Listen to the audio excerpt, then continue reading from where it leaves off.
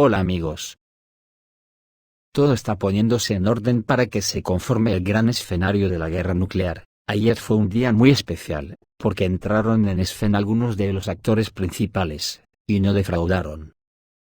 Después de su corta pero significativa puesta en escena, hasta los teloneros que quedaron en la tarima se vinieron arriba, y tampoco defraudaron.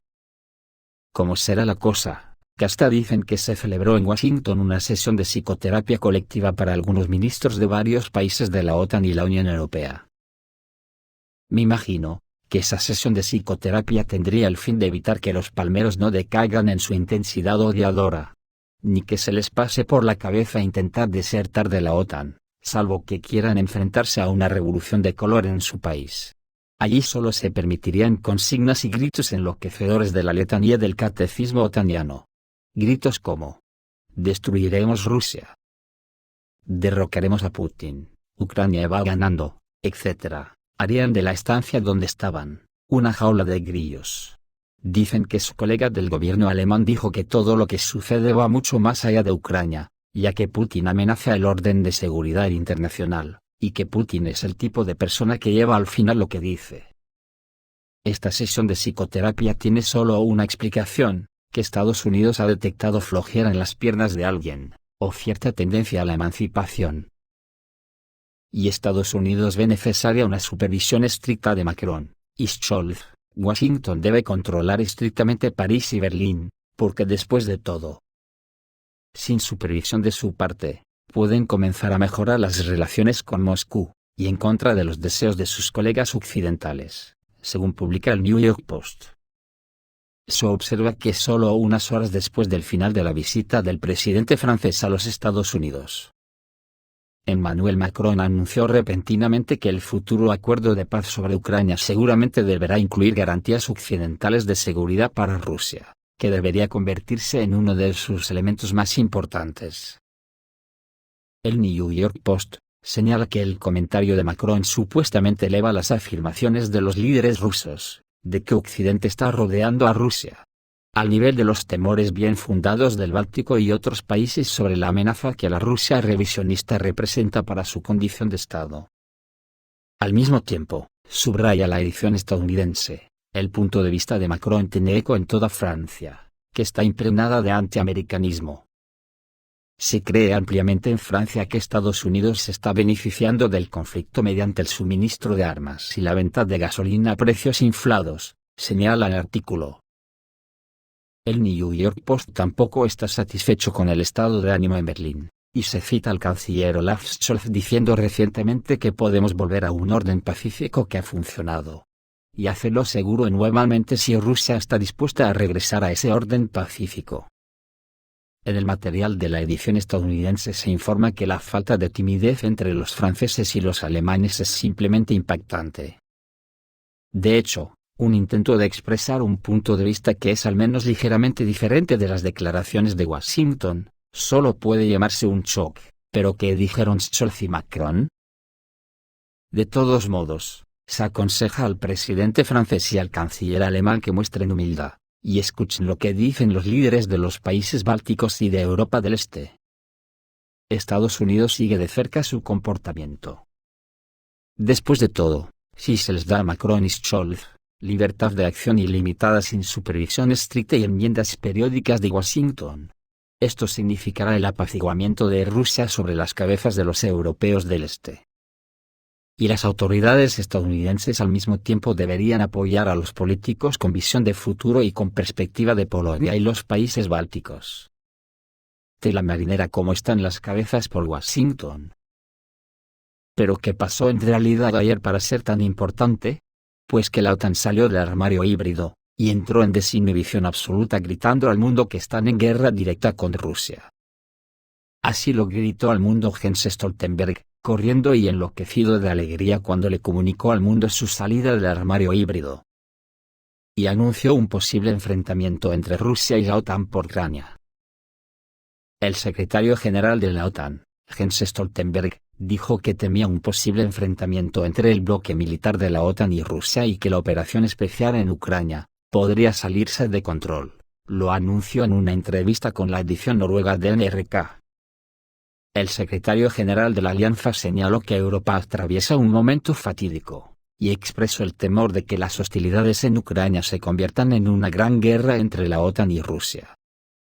Sin embargo, expresó su confianza en que esto podría evitarse. También habló sobre una reunión personal con el presidente ruso Vladimir Putin en Bruselas unos días antes del inicio de la operación especial. En ella se presentaron propuestas para evitar una posible escalada, pero no llegaron a un consenso. Además, Stoltenberg dijo que el presidente ruso no necesita dudar de la capacidad de defensa de la OTAN.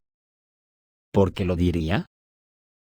Ante eso, Putin no tardó en entrar en escena, y dijo que nadie detendrá cientos de misiles rusos. El público se quedó petrificado en sus asientos, pero ¿no decían que no tenía ya misiles? Eso es lo que se oía en la jaula de grillos. Pues resulta que el presidente ruso, Vladimir Putin, al resumir la reunión de la Unión Económica Euroasiática celebrada en Bishkek, recordó que Rusia está armada con misiles hipersónicos, con los que Estados Unidos ni siquiera puede soñar todavía.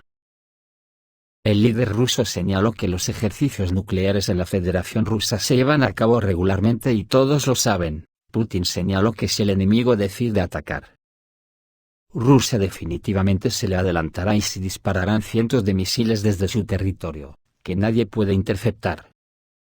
Putin recordó que la estrategia de Washington se trata de un ataque preventivo. En este sentido, la estrategia de la Federación Rusa difiere de la estadounidense. Moscú, si es necesario, responderá a un contraataque.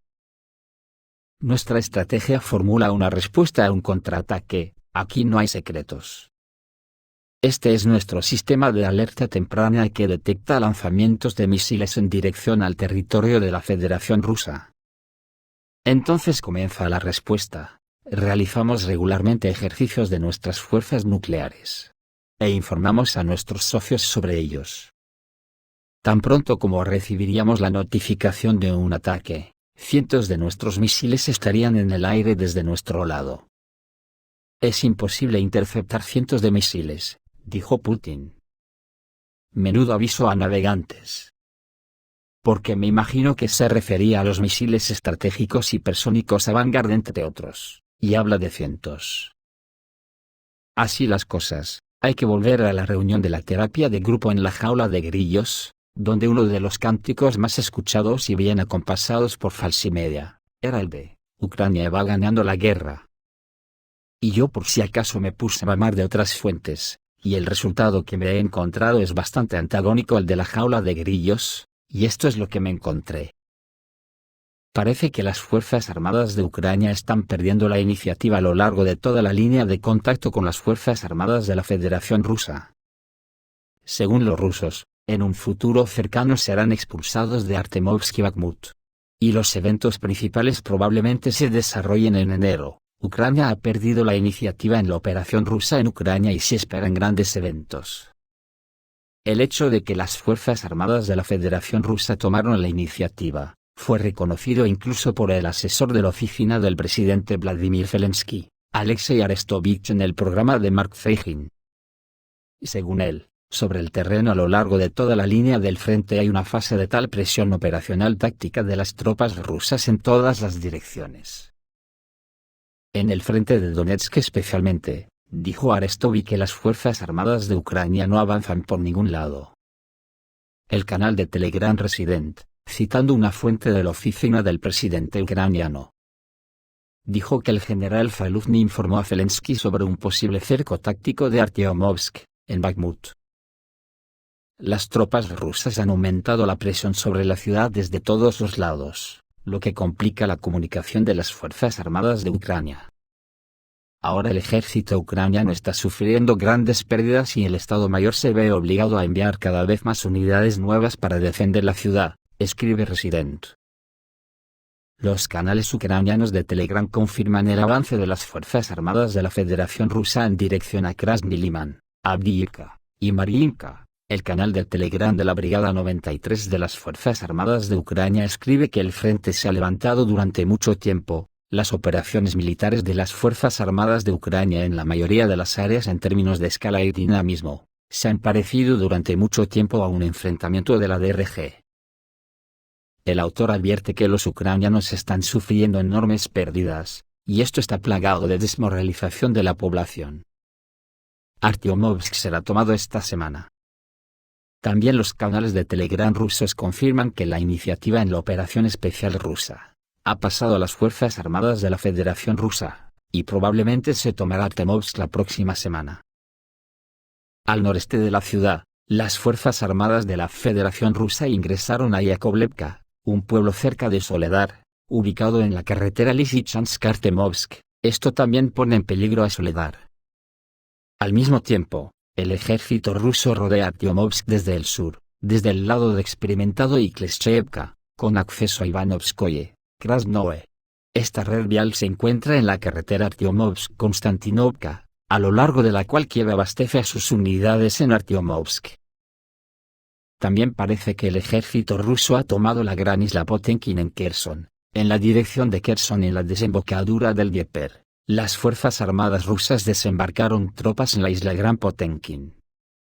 Estratégicamente importante, que en realidad controla la desembocadura del Dnieper y está ubicada justo al lado de Kherson. El canal de Telegram ucraniano de la Brigada 93 informó que el ejército ruso había tomado la isla. En el sector Baitovo-Kremenaya, donde la situación ha sido difícil en los últimos meses, las Fuerzas Armadas de la Federación Rusa también cambiaron a ataques locales. Esto lo escribe el canal de Telegram Oldereda. Ayer estuvo marcado por un nuevo avance de las tropas rusas en el área de Kremenaya, y también confirma el ataque al sector Kremenaya-Makeyevka en Krasny Liman. ¿Pero cuáles han sido las razones rusas para tomar la iniciativa? Dicen los rusos que las razones para tomar la iniciativa son las siguientes: había una ventaja en artillería, municiones y mano de obra. Hay una desmoralización de las Fuerzas Armadas de Ucrania, que abandonan los flancos o se rinden. Va en aumento el grado de cordura de los generales rusos. El tiempo está trabajando objetivamente para Rusia, y no solo en materia de mejorar la calidad del personal de mando. La falla del sistema de energía complica el suministro, la navegación y las comunicaciones en las Fuerzas Armadas de Ucrania. Ante todo esto, el sentir general es que se esperan grandes eventos en la operación rusa en Ucrania en el próximo mes de enero. Por la vertiente de la prensa occidental nos encontramos con que los observadores de la edición de la revista Newsweek escriben que para el verano, la Federación Rusa puede regresar tanto a Kharkov como a Kherson. Se indica que ahora Rusia ha reunido a cientos de miles de militares y ha equipado al ejército con armas modernas. El presidente Vladimir Putin también habló sobre la situación. Según él, el operativo especial transcurre con normalidad, todo está estable, no tenemos dudas ni problemas allí, aunque el proceso de arreglo político después del final de la operación rusa en Ucrania puede ser a largo plazo, agregó. Y todos los participantes en el proceso de asentamiento en Ucrania tendrán que estar de acuerdo con las realidades sobre el terreno, dijo Putin refiriéndose a la inclusión de las regiones de la República Popular de Donetsk, República Popular de Lugansk, Kherson y Zaporozhye en la Federación Rusa. Todo esto en lo referente al frente militar, pero es que resulta que después de bucear en el magma puramente militar, hice una inmersión por la prensa polaca, centro de todas estas desgracias para Europa. Y me encuentro con este resumen de una escritora polaca que ratifica lo que todo el mundo fuera del jardín de Borrell ya lo saben, y lo vienen recordando a menudo: que las naciones colonialistas de la OTAN vivimos aislados en una burbuja, y no tenemos ni puta idea sobre la idiosincrasia del pueblo ruso. Y al ser tan supinamente idiotas, en vez de intentar conocerla para crear lazos fraternos de convivencia, nos hemos dedicado a intentar destruirlos y conquistarlos según nuestra idiosincrasia colonialista. La escritora polaca Maja Wolny, después de un viaje a la Federación Rusa, está asombrada del cuento que nos meten en la falsimedia otaniana, y de entrada dice que no nos olvidemos de que las autoridades rusas serán barridas por una revolución de color. Tras un viaje a Rusia, la escritora polaca Maja Wolny concluyó que Occidente ni siquiera tiene una idea cercana de cómo son realmente las cosas en Rusia. Resulta que los rusos consideran inevitable la victoria rusa frente a Occidente y la están esperando, dijo asombrada la escritora polaca tras su viaje a Rusia. Es interesante en esta conclusión, que esta revisión nunca es elogiosa. Una residente de Europa, polaca para más señas, compartió sus impresiones con Onet y dijo: estoy muy impactada. Los rusos quieren recuperar a Stalin. En muchos sentidos, las conclusiones de Maya Volna se basan en sus ideas iniciales, y de la mayoría de los expertos occidentales, sobre Rusia. Es decir, los hechos son interpretados bajo su propia visión de lo bello. Esto, en principio, es culpa de toda la civilizada Europa de hoy, pero las conclusiones de la representante de Polonia son francamente histéricas. En su entrevista con la periodista de la publicación, Monika Walus, la autora dijo que fue a Rusia en busca de material para un libro con el revelador título de Curso para el Imperio. Está claro que la operación especial cambió la vida de los rusos comunes, pero ya desde el principio, Maya Volna habla con franco horror cuando dice que los rusos hablaron de Stalin como una figura importante y no arrojaron una negatividad interminable al mismo tiempo. Le llamó la atención el hecho de que los rusos no perciben la época de su gobierno como una experiencia traumática, a pesar del Gulag. Los rusos incluso se atrevieron a erigir monumentos a Joseph Stalin, y quieren que Stalin regrese. Maya Volny señaló: solía pensar que las acciones del malvado Kremlin no encuentran apoyo en la sociedad. El culto a la victoria es ficticio. Los rusos no necesitan a Crimea y todos temen a la era de Stalin. Pero ella se quedó desagradablemente sorprendida. Pocas personas lo creen. Por el contrario, los rusos aprecian la victoria en la Segunda Guerra Mundial, y no se resienten de la anexión de Crimea. Y todas las expectativas europeas de contrarrestar al centro político dentro del país, son los sueños ingenuos de Occidente, dijo la autora disgustada. El problema, en su opinión, es que Occidente está contando en vano con la resistencia dentro de Rusia.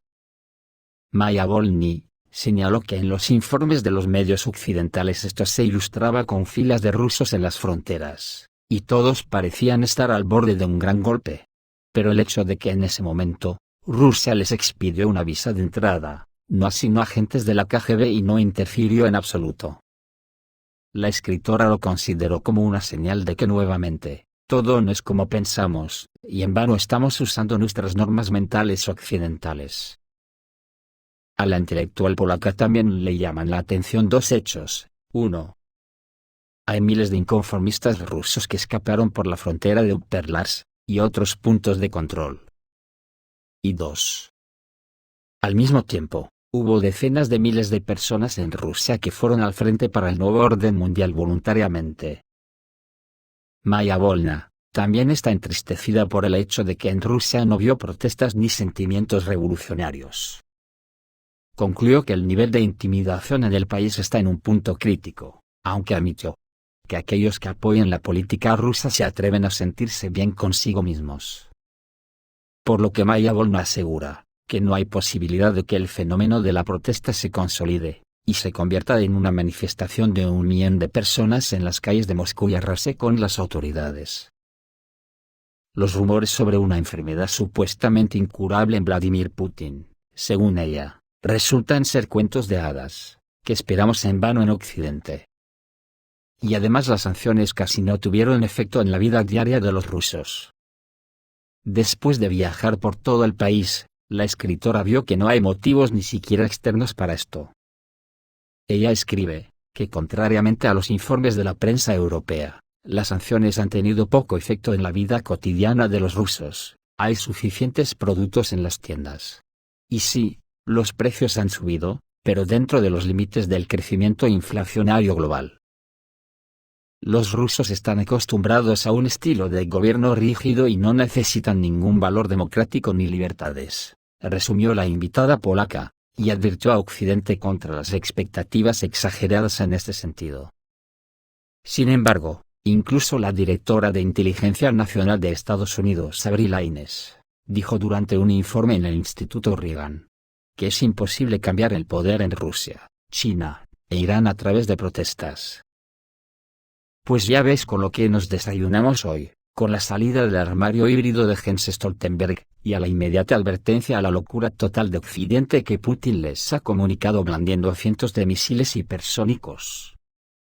Estaremos expectantes a los resultados de la sesión de psicoterapia de grupo de los atanianos, a ver qué sale. Esto es todo, amigos, reciban un saludo.